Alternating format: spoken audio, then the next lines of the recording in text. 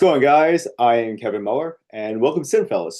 And today I am going to do my personal segment called 7 with Kevin, where I catch up with everything that you've seen and watch some stuff that you may haven't. So for this video, I asked 7 of my friends to look at the list from 2024, which I am almost done with, and pick out a personal choice of their own for me to watch. And without any further ado, let's get to it. My college roommate and close friend Joe, we met in Buffalo. That's where I went to school. And we always shared a passion for film. We also are very big Tarantino fans. I think I've seen every movie since, I think, 2015. So that's The Hateful Eight with him that Tarantino has made. It's a tradition. So he recommended me this movie called The Watchers, which is on HBO Max. This film is directed by Aishana Night Shyamalan, who is the daughter of M. Night. She has a sense of his style as far as the surrealism and the folklore aspects of his stories. There is a better movie here than what we are presented because, unfortunately, she has also inherited his flaw of screenwriting. Listen, I like M. Night Shyamalan. He's a great director who could do really good things. Sometimes his movies are bad, but when they're really good, like The Village in 2004, Sixth Sense, and a few others, he really hits it out of the park.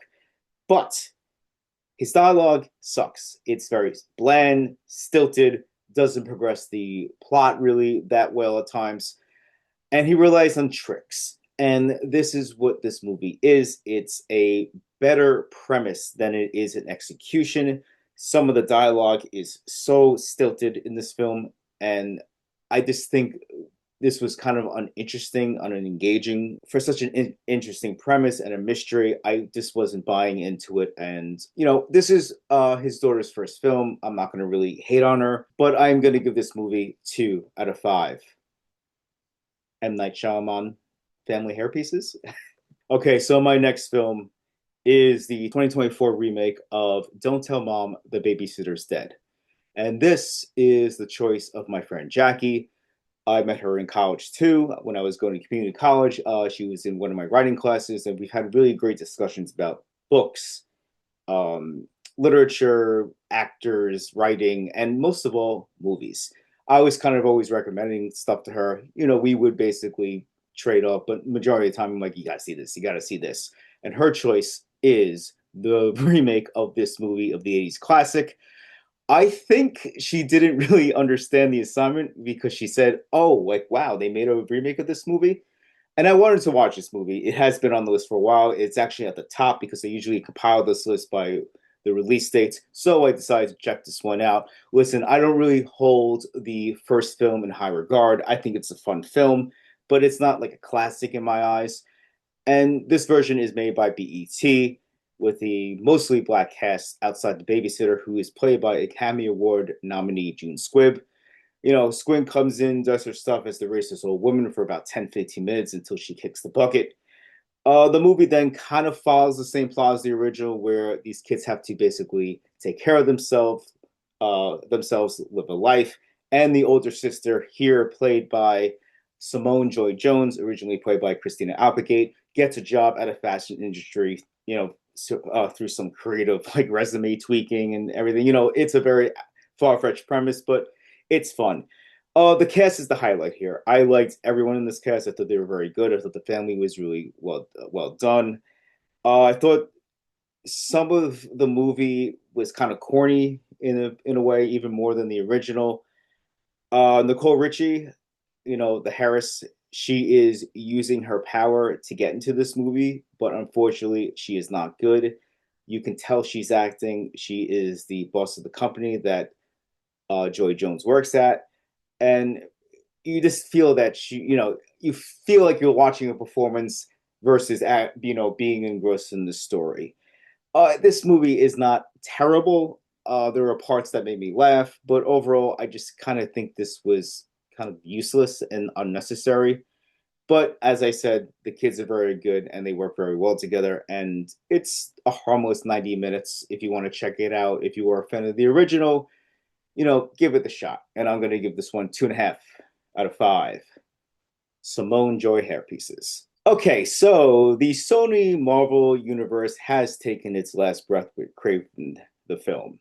I think it started early in 2024 with Madam Web, and Craven was just the final breath. Even though, in my opinion, Craven is the better film. It's not a good film, but it is a better film than Madam Web. Aaron Taylor Johnson plays Craven, the hunter. He is the best hunter in the world. People fear him. He can do anything: hunt people, hunt animals, anything that needs to be hunted. This is the guy you call. I think he's doing all this because he really wants James Bond. His name has been on top of the list for years, and I think he can do it. He has the ruggedness, he has the acting style, and he has a domineering sense to do justice to James Bond. I personally would love to see him casted. J.C. Chandler, who directed many films, including my favorite of 2014, A Most Violent Year, establishes the story as a writer director. He establishes a really good character study at first. I really like the relationship between Craven, his brother, and his father, played by Russell Crowe. Doing a okay Russian accent, I guess, but the wheels start to come off, after the first half hour setup with really lousy dialogue, lackluster direction, over the top action, and a really crappy comic book tropes. Academy Award winner from a few years ago, Ariana DeBose.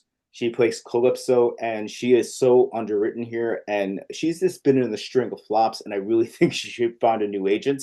But the worst performance in this movie has to go to Alessandro Novella, a guy I like. He was in The Brutalist, he was in The Many Saints in Newark, and a few other things. He basically makes Rhino into a joke. And if you were keeping count, we are 0-2 with a really good Rhino adaptation, a live action one. Hopefully, the MCU can do something. Come on, I'm pulling for you guys to do justice to this character because it's been done twice and it's been done really terrible both times. Above everything else, despite the flaws and mistakes in this movie, I really liked Aaron Taylor Johnson's performance in this movie. This was a choice made by my friend Jay, who kind of shrugged it off, like I'm going to shrug it off, and I'm going to give this one 2.5 out of 5 Aaron Taylor Johnson hairpieces. I remember the fear in 1999 when Y2K was upon us. Banks, airlines, businesses were all worried about how the change of digits would affect their companies and obviously the world. Obviously, we're still here. We're okay. Technology is bigger than ever. We're this is, our site basically is social media, so we're doing fine. This film, Y2K, was the choice of my good college bud, Clarissa, the wife of actually the guy who chose Craven, Jay. And this film is directed by former cast member Kyle Mooney, who also wrote the screenplay. Mooney has made a film about the Y2K bug, but he's done it more of a comedy. It's a science fiction, but it's very comedic. It's very silly. Here we have Eli, played by Jaden Martell, who you might remember played Bill in the newer versions of It. He has a crush on Laura, played by everyone's favorite actress, Rachel Zegler. She's at a party. He wants to go. He wants to try to kiss her, tell her how he feels. It's this typical setup. We also have Julian Dennison playing Eli's best friend. He is the fat, funny friend, and Dennison does a great job. Mooney has a really good grasp about what made the 90s so special, and this is both a good thing and a bad thing. It's fun for me. I grew up in this era. So seeing references with music, clothes, anything and everything as a 90s kid, this was a really fun watch. But it does rely on it too much to cover flaws, and there are flaws in this movie. The writing gets a little shaky towards the end. It's not a bad movie, and there is a great cameo from a musician from the 90s, 2000s era. I really liked him in this movie, and I hope he maybe does, stuff as himself, or maybe come back into a movie and you give him a little character. I thought he had a great comedic timing, but overall, this thing's a little shallow. But I know Kyle Mooney. I've listened to his stuff on SNL and watched it as well. He can do very good satire, and he kind of does it here, but some of it doesn't work.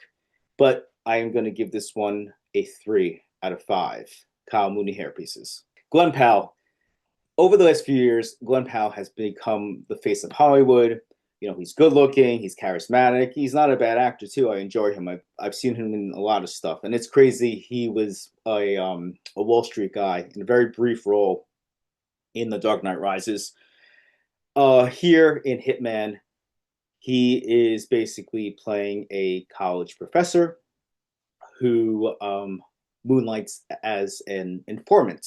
So he dresses up as a hitman with, with the help of law enforcement, and they set him up, bring him out, and have the people say, "Hey, listen, I want someone taken out. Can you help me do that?" He's mic'd up. Once the transaction happens, the arrest is made. And it's a pretty cool career for him because he's an introvert. And Powell really shines with this because he plays the nerdy, mundane professor pretty well, but he also plays a lot of the disguises quite well. The problem with this movie arises when he meets a girl who wants to kill her husband, and he talks her out of it because she's very attractive. So she walks away scot-free, and he decides to go after her. But she does not know him as the mundane professor, who he really is. She knows him as his suave, cool hitman. So he has to play into the part while trying to, impress her and keep her. Yeah. So that actress is Adria Arona, and I thought she was very good. She bounces off Powell very well, and it is a very well written movie. Director Richard Linklater, who's done a lot of classic films, including Boyhood, he has made this so much fun to watch. There's so much energy, and it's kind of like it reminded me of like a sexy 1990s high concept romantic comedy. My friend Shane recommended this to me, and I'm glad he did because I had a blast watching this one. It is well done. Glenn Powell has charisma, and he can act his ass off in this movie, and I really liked it. I'm going to give this one 4 out of 5 Powell hairpieces. Outside of the original Transformers back in 2007, in my opinion, most of them have been terrible or, kind of passable. I liked Transformers Rise of the Beast from a couple of years ago.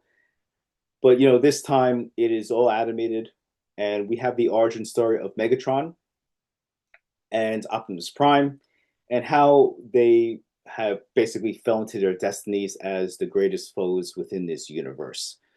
Chris Hemsworth provides the voice of Optimus Prime, and Brian Tyree Hill, who I love, and every movie this guy basically shows me how great he is. And I really liked him as Megatron because at first they're friends and they're on the same team and they're misunderstood. I thought it was a very strong backstory for the whole entire movie to lean on, especially when the action starts happening.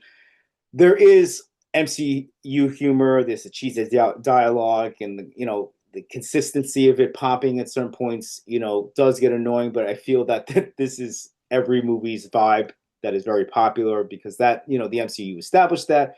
So you got to make it a little more poppy for the kids. Yeah. So this movie does not take place on Earth like most of the live actions have done. Except for a few scenes.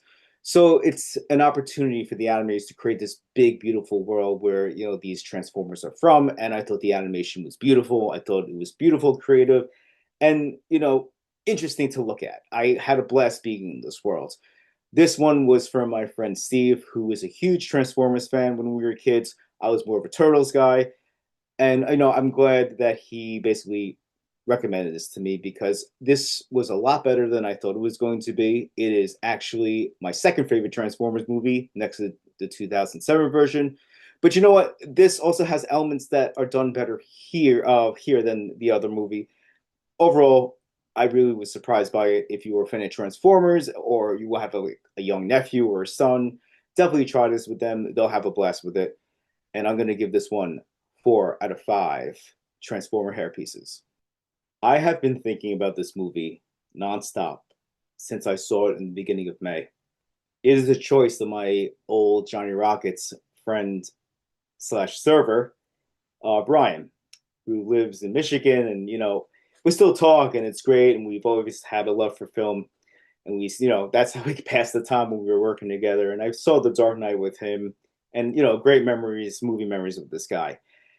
He recommended Smile too, and I am not going to speak that much about this movie because, in my opinion, it is a masterpiece. Look, I liked Smile 1. Smile 1 was fun, and it was a well made horror movie. This one is just leagues beyond what was established in the first film. The directing, the scares. Like, I don't get scared a lot. I've been watching movies since I was 5 years old, and I've seen everything. Nothing really shocks me, but this movie had some imagery that was incredible. And let me tell you something, Naomi Scott, oh, amazing, amazing. Should have been nominated for awards. Again, I'm not really going to go into this one really hard because it is going to be on the year-end list for the best, and it's going to be pretty high up. That's how much I love this movie. And obviously, as you can hear, I am loving this thing, and you could probably predict the rating, and it is going to be a 5 out of 5 Sky Riley hair pieces. So, do you agree with me? Do you think that stuff here is overrated, underrated? Did you hate something that I liked, and vice versa? Let me know. We're on Facebook, Twitter, X, and YouTube. Next time, I'm going to really lean into watching stuff that you haven't heard of. That's the theme next time. And I want to thank you guys again for watching this, and for the 7 people that chose the films today. Thank you so much. I love you guys. And yeah, so I am Kevin Muller, and as we say on this site, cheers.